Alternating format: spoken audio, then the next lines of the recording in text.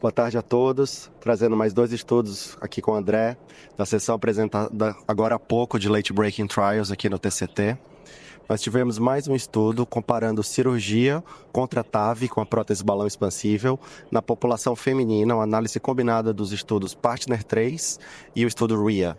Né, André? Então, essa população de 700 mulheres, desses 2 estudos, uma análise combinada com dados individuais dos pacientes. O Partner 3, um estudo que analisou pacientes de baixo risco cirúrgico, com 30% de mulheres no estudo, e o RIA, que foi um estudo dedicado na população feminina. A análise de 700 pacientes desses 2 estudos forneceu um pool de 700 pacientes.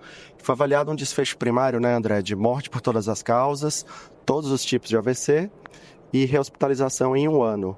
Conta pra gente quais foram os resultados apresentados aqui. Exatamente, Dr. Pedro. Então, nessa análise exclusiva de mulheres, com 700 mulheres randomizadas, que é a maior já feita exclusivamente com mulheres, a gente teve nessa população uma diminuição do desfecho combinado de morte, AVC e rehospitalização na ordem de 50%, sendo que no grupo cirúrgico a taxa ficou em torno de 16% e no grupo TAV em torno de 8%, né, Dr. Pedro? Exatamente. Além do desfecho primário, a análise individual dos desfechos, o que mostrou pra gente? De forma concordante com aquilo que foi demonstrado nas cortes principais, com a população total englobada, a gente teve uma diminuição principalmente às custas de hospitalização, com números parecidos em morte e AVC. Exatamente. Foi feita também uma análise das próteses utilizadas nesses estudos. Interessante que no grupo cirúrgico, metade dos pacientes, em torno de 50%, receberam uma prótese de tamanho 21 ou menor, enquanto apenas 10% no grupo TAV receberam próteses menores. Exatamente, doutor. Então, acho que esse estudo é uma prova de conceito importante para nos dar segurança e indicar TAV nas pacientes mulheres e de baixo risco cirúrgico. Nós tivemos também a apresentação de um segundo estudo hoje pelo Thorsten Wall, da Columbia University, o ALIGN-AR. Conta pra gente, André, esse estudo. Qual foi o racional desse estudo? O que foi avaliado?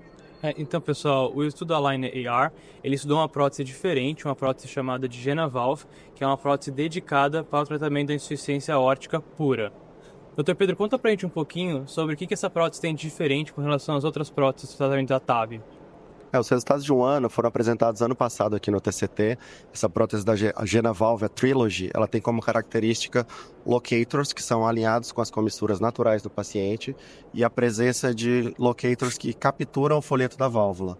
Então, o implante do dispositivo se baseia 100% no alinhamento de comissuras. Tem também células largas que facilitam o acesso às coronárias. Muito interessante esse novo desenho de prótese para insuficiência aórtica. Como o senhor falou, no ano passado foram publicados os resultados do segmento de 1 ano, é um estudo de braço único, não foi comparado a nada, eram pacientes que foram entendidos pelo Heart Team local que não eram candidatos à cirurgia, e eram pacientes, então, doutor, de muito alto risco cirúrgico, né? Pacientes muito graves. Destaco que 1/3 desses pacientes eles eram frágeis, 1/3 eram renal crônicos, e uma grande maioria eram classe funcional 3 ou 4. No resultado de 1 ano, a gente já tinha uma mortalidade bastante alta, em torno de 7%, mas que era bem abaixo daquela entendida como uma margem de eficácia para o dispositivo.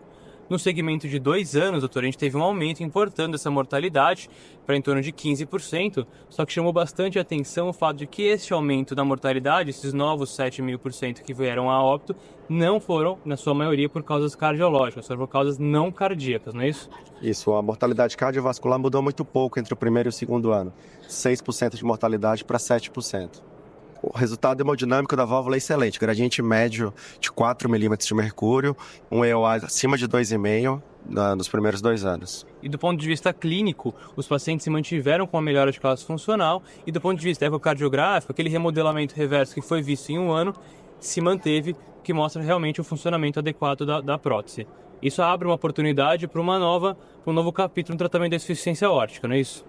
Exato, foi anunciado que já foi aprovado o primeiro estudo randomizado em pacientes com insuficiência aórtica que vão ser comparados contra o tratamento cirúrgico dessa vez. Ainda há alguns desafios, né? Na publicação original, a taxa de marca-passo após o implante da Trilogy foi de 24%, muito talvez relacionado às dificuldades de se ancorar essa prótese, o risco de embolização. As válvulas inicialmente eram implantadas muito ventriculares.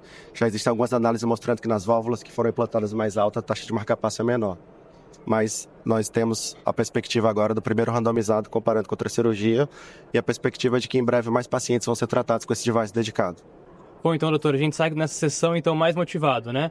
A gente descobriu, então, que a gente pode ser mais tranquilo no tratamento de populações subrepresentadas nos estudos originais como mulheres e agora, o estudo que a gente pôde apresentar também na insuficiência aórtica pura. Exatamente. Até logo, então. Até logo, obrigado.